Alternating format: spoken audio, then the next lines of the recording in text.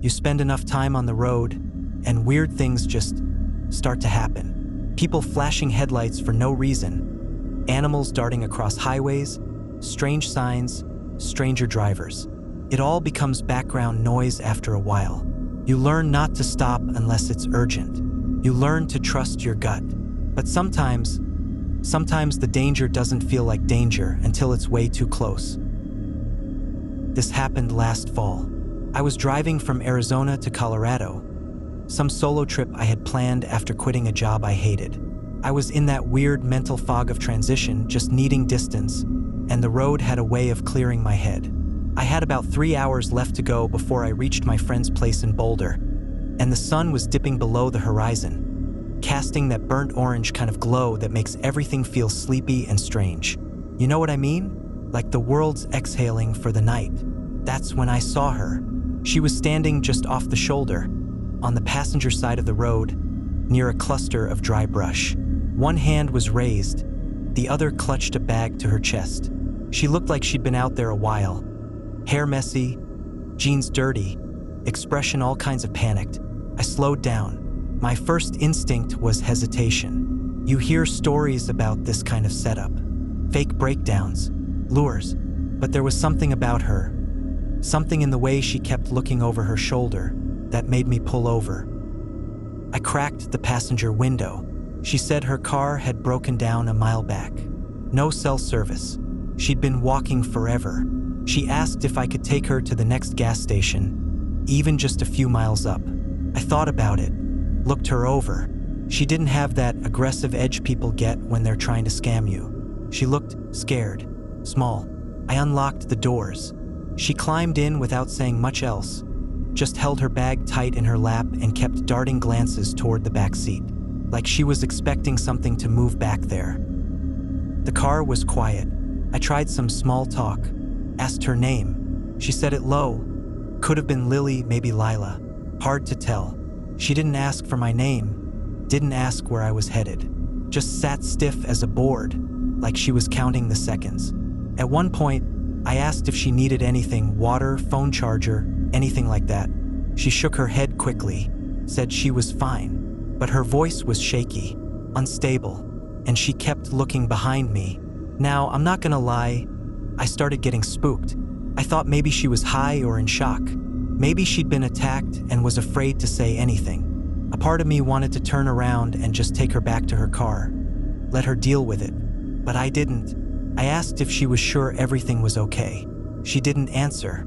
A few minutes later, we passed an old gas station, one of those flickering signs, probably out of business places that look more haunted than helpful. But she perked up, said, "There, that one's fine, you can let me out here."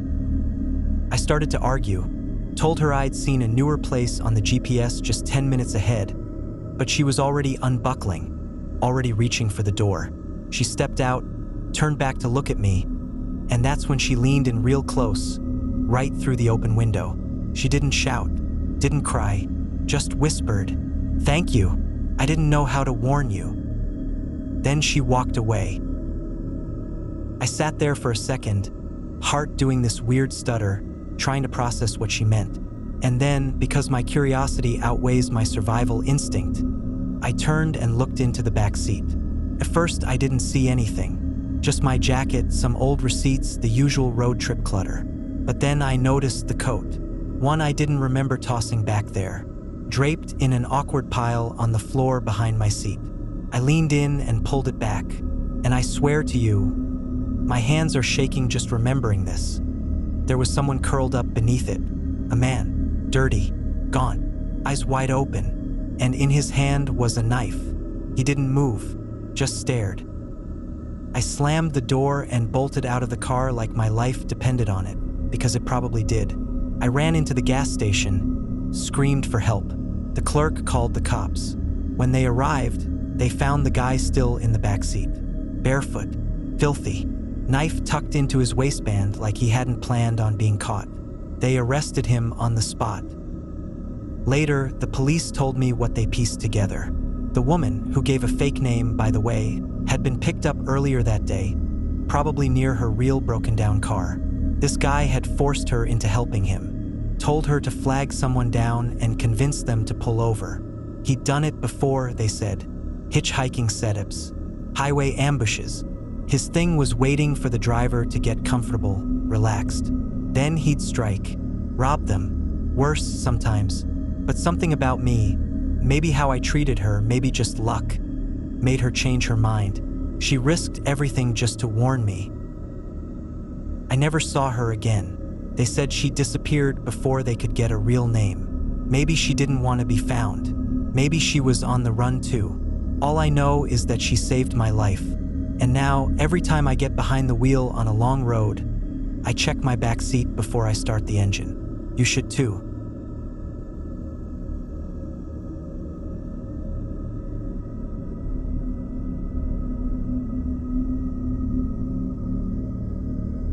I used to love driving at night. There's something peaceful about an open road under a sky full of stars, especially out in the country. No traffic, no noise, just you, your headlights, and the hum of the tires on asphalt. I used to take the long way home on purpose just to get that kind of quiet. That was before this happened. Now I check my mirrors too much. Now I stick to daylight. It was last spring. I had just finished visiting my mom in a small town 3 hours from where I live. She's been having health issues lately, so I'd been driving down more often to help her out, bringing groceries, fixing little things around the house, trying to be a good daughter. That night, I left later than I should have. It was already past 9, and I still had a long stretch of empty highway ahead of me. Rural backroads, the kind with more cows than streetlights. But I'd made the drive a dozen times before, and I figured as long as I had music and coffee, I'd be fine. For the first hour, it was exactly what I expected. Long, dark roads, the occasional farmhouse glowing in the distance, podcast playing low on the speakers. Then I saw the headlights. At first, I didn't think much of it. A black SUV a few hundred feet behind me, nothing unusual. It stayed back for a while, not close enough to tailgate, just far enough that I knew it was there. But 20 minutes later, it was still there, still hanging back, still not passing. I tapped my brakes lightly. No response. Turned down a side road for a bit. They turned too. Okay, maybe coincidence. Maybe they were going the same way. I told myself that a couple times, until they started flashing their high beams. Just once at first, then again, and again. Bright bursts of light filling up my mirrors. Then they'd go dark. Then flash again. My heart picked up a little. I changed lanes. So did they. I slowed down. They slowed down too. I sped up. They matched. Started to feel less like following and more like watching, playing. Then they swerved into the other lane briefly, like they were trying to intimidate me, then dropped back behind. That's when I knew this wasn't just some idiot driver. This was deliberate. I pulled over onto the shoulder just to see what they'd do. Give them a chance to pass me and go on their way. But they didn't. They pulled over too. Not behind me, not next to me. They stopped a little further ahead. Just sat there. No one got out. No one rolled down a window. The SUV just idled in the dark, taillights glowing red like eyes in the fog. Every instinct in me screamed to go. So I did. I got back on the road, slammed my foot down, and didn't look back. But I didn't have to. I saw those headlights swing behind me again in the rear view, and they stayed there, closer this time. I grabbed my phone, hands shaking, and called 911. Told the dispatcher where I was, described the SUV, gave them everything I could. She stayed on the line, told me to keep heading toward the nearest town, which was still a good 40 minutes out. She said they'd send someone to intercept, but the SUV kept coming. Sometimes it would back off like it lost interest, then speed up again and flash its lights like it was toying with me. I kept thinking, what do they want? Robbery? Road rage? Or worse? I passed a gas station at one point, thought about pulling in, but it was one of those old single-pump places in the middle of nowhere. No cars, no lights, just a dark little building that looked closed anyway. I figured it was smarter to stay moving. Those 40 minutes felt like hours. My mouth was dry. My hands ached from gripping the wheel. I kept rehearsing what I'd do if they tried to run me off the road or block me in. I kept checking my mirrors, convinced they'd vanish or worse, pull up beside me. But they never did. They just followed, right until I reached the edge of town and saw red and blue lights up ahead. As soon as the SUV spotted the police cruiser parked near the intersection, they peeled off down a side road and disappeared into the dark. By the time the officer turned around and tried to follow, they were gone, vanished. They took my statement, logged the call, told me I did the right thing. They said it might have just been harassment, but they'd keep a lookout. I thought that was the end of it, until a few days later, a detective followed up. They'd pulled gas station surveillance footage from a few towns over, one of the only places I passed with working cameras. Turns out the same black SUV had been caught on tape the week before. Different driver, same pattern, following solo travelers at night. No plates, tinted windows. One woman reported being chased. Another never made it to her destination. They think it's a group, pattern, people using remote roads to stalk and abduct drivers. No arrests yet, just shadows on the road. I was lucky, I made it out, but I haven't taken a night drive since. I don't think I ever will again. And if you're ever out late, alone, and notice headlights behind you that never quite go away, trust your gut. And whatever you do, don't stop.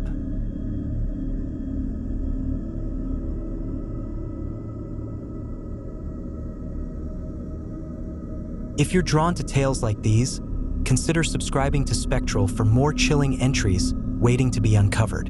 And if you have your own haunting story that you'd like featured in an upcoming compilation, we'd love to hear it. Just email us at spectralentries@gmail.com. Now, let's get back to the video.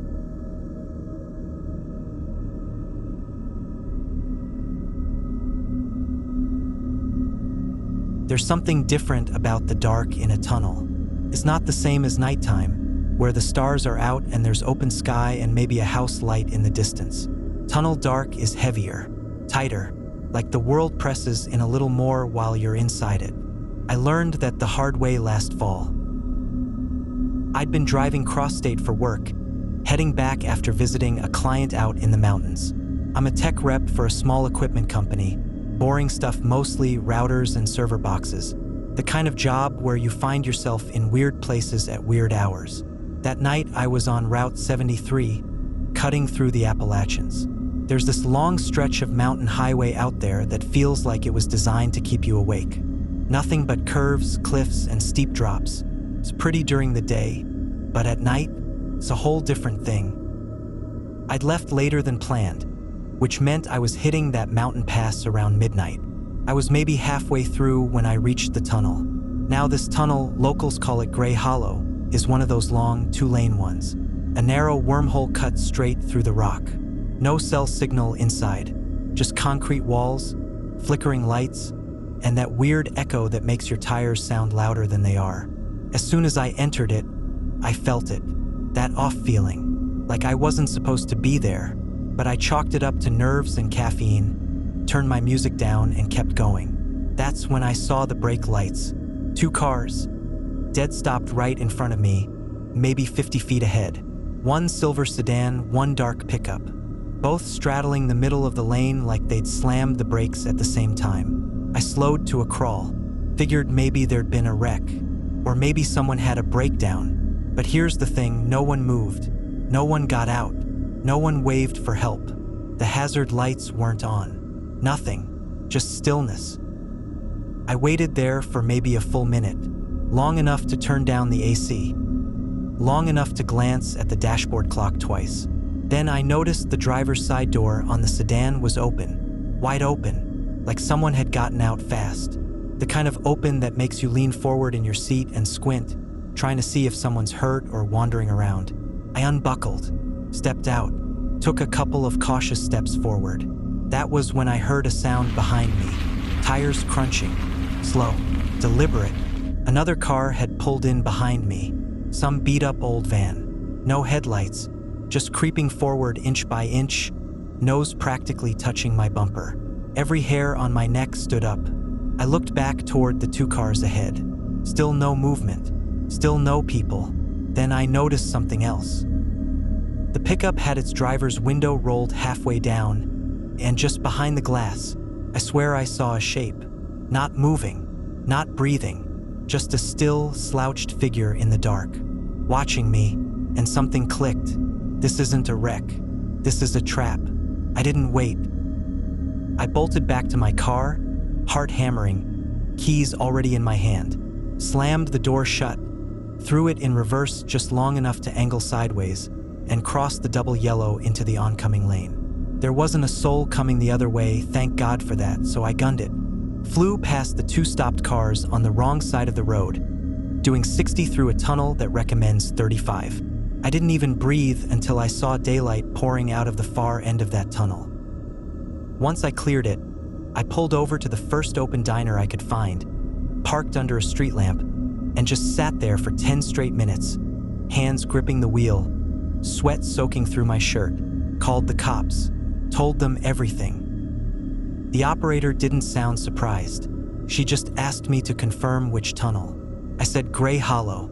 There was a pause. Then she told me they'd had other calls about that tunnel. People being boxed in, blockades set up.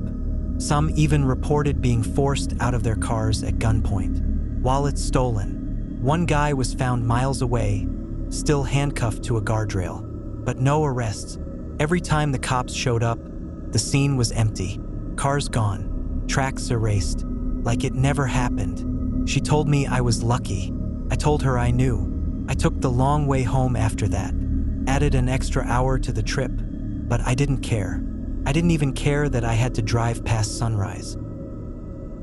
I haven't taken that tunnel since, and if you're ever driving late, way out in the mountains, and come across a couple cars stopped dead in the middle of a tunnel, no blinkers, no drivers, no reason, turn around, because the dark isn't the scariest thing in there. It's what's waiting inside it.